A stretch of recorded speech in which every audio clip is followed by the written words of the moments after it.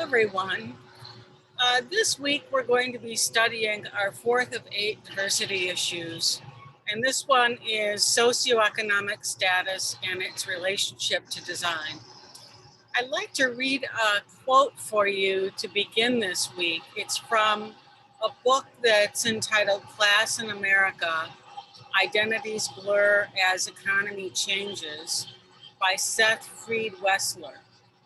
Here's the quote. Social sciences frequently debate the meaning of class, devising their own categories based on income, employment, or education level.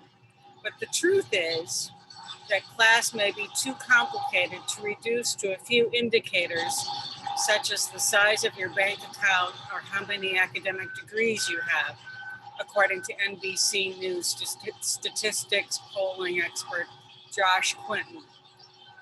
Class is also a set of ideas and beliefs, said Clinton, a political science professor at Vanderbilt University. Class is perception.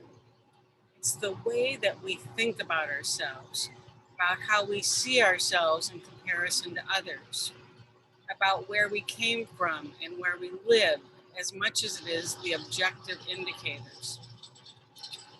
For example, our data suggests that regardless of actual income, people who make less money but feel happy are likely to think of themselves as a member of a higher class than someone who makes more money but feels generally dissatisfied. Pretty interesting. He goes on, our sense of class is connected to our gender and race, to where we live, and to who our neighbors are. It's affected by how healthy we are and even how much we pray. Class is about many facets of our dynamic lives, and we're constantly piecing together a narrative about it through shards of subjective information. We read about people's class through how they talk, walk, how they travel, how they act, where they live, said Northwestern University sociologist Mary Patillo, who studies class and race. And we rarely connect these markers with hard facts like annual salary, she said. We don't say, for example, I want to make $100,000 a year. Instead, we say, we want to move to the suburbs. There seems to be a sort of code around socioeconomic status. There are cues, often quite subtle, that indicates one's place. Is it about social and or economic position, maybe income, education, the type of language we use, prestige, power and control, one's culture, taste and lifestyle regardless of income, one's race, religion, or ethnicity, one's job, one's self-image and attitude about the world? What else determines our class? One way socioeconomic status reveals itself is through design, through which designed worlds we choose. Is it true that our choices in life actually reveal our class? The clothes we wear, the cars we buy, or the type of transportation we use, where we live?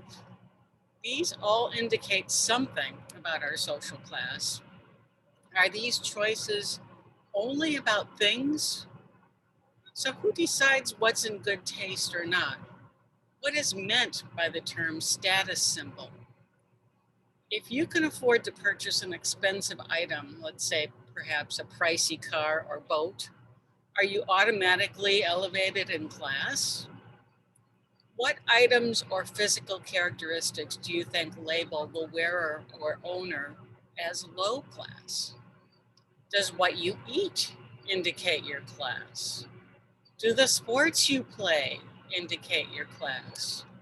Does where you go to school indicate your socioeconomic status? Is there a class structure at UB? I tend to think so, but it's really difficult to tell how it works. I'd be interested in knowing from you how you think it works and what it is. It's more difficult now for us to determine that kind of class structure within UB because we're really not on campus and with each other as much.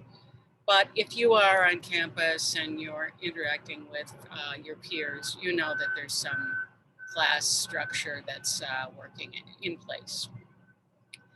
Okay, so the materials this week start with one of the more complex versions of socioeconomic class, a description of the 12 socioeconomic levels as described by sociologist Donna Beagle. Her categorization gives us a way of framing the socioeconomic spectrum, which allows us to discuss the topic in relation to design. Then we're going to move on to an audio titled A Better Life, Creating the American Dream. The American dream has roots in the nation's loftiest ideals, the right to liberty and the pursuit of happiness. So when did it also come to mean a house, a car, and a college education? In this audio documentary, American Radio Works investigates the history of the American dream and how it is changing.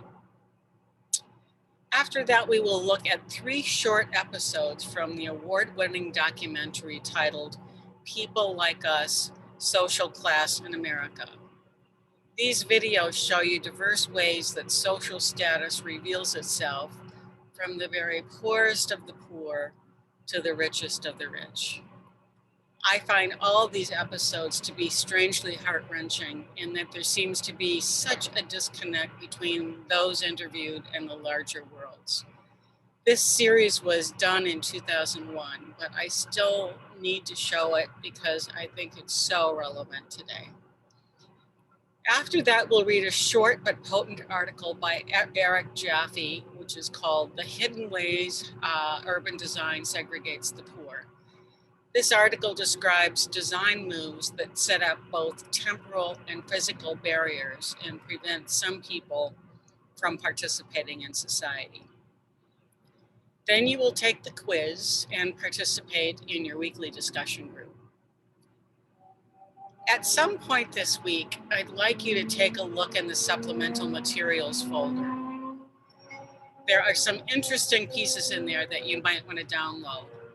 First, there's a really good article titled Design in the Age of Pandemics by Diana Buds, which discusses the history of how designers dealt with situations similar to COVID, and in particular, how they affected the lives of those with low incomes. There's a short video in here featuring the work of the well-known social photographer Milton Rogovin, who until his death in 2011 lived in Buffalo and developed several longitudinal studies of people who lived on the west side of Buffalo. These are amazing photographs. Rogovin photographed these people every 10 years for several decades, and in the process revealed the changes in their lives.